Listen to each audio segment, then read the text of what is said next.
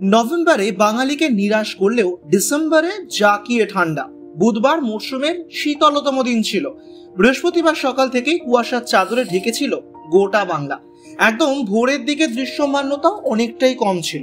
আবহাওয়া অফিস জানাচ্ছে কলকাতার সর্বনিম্ন তাপমাত্রা 15 ডিগ্রি সেলসিয়াসের আশেপাশেই ঘোরাফেরা করবে। হাওয়া অফিস সূত্রে খবর, আপাতত শীতের আমেজ রাজ্য জুড়ে বজায় থাকছে। আলিপুরের সর্বনিম্ন তাপমাত্রা দেখা গিয়েছে 15.1 ডিগ্রি সেলসিয়াস, যা স্বাভাবিকের চেয়ে 1 ডিগ্রি কম। অন্যদিকে জেলায় 11 থেকে 12 ডিগ্রির ঘরে রাতের তাপমাত্রা ঘোরাফেরা করছে। আপাতত ঠান্ডার এই পারদ বজায় থাকবে দক্ষিণবঙ্গে। গতকাল 14 ডিগ্রির আশেপাশে তাপমাত্রা থাকলেও আজ 15 হওয়ার আবহবিদদের ভাব আছে।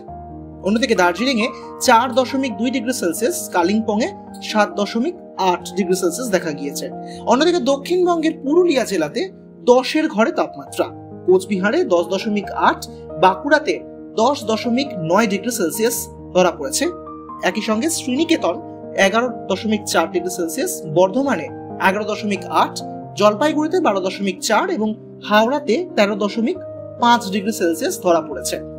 গতকাল পশ্চিমী ঝঞ্ঝার প্রভাবে সান্দাকফু, উত্তর সিকিম, পূর্ব সিকিমে তুষারপাত হয়েছে, যার জেরে ব্যাহত হয়েছে জনজীবন। অন্যদিকে দার্জিলিং এর বেশ কিছু জায়গায় শিলাবৃষ্টি হয়েছে।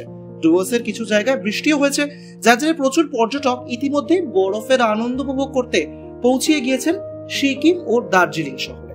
অন্যদিকে একাধিক স্থানীয় সংবাদ মাধ্যম সূত্রে খবর, ভারী তুষারপাতের জন্য সিকিমে বিভিন্ন পর্যটন স্থানগুলিতে প্রায় 400-রও বেশি গাড়িকে আটকে ফেলা হয়েছিল।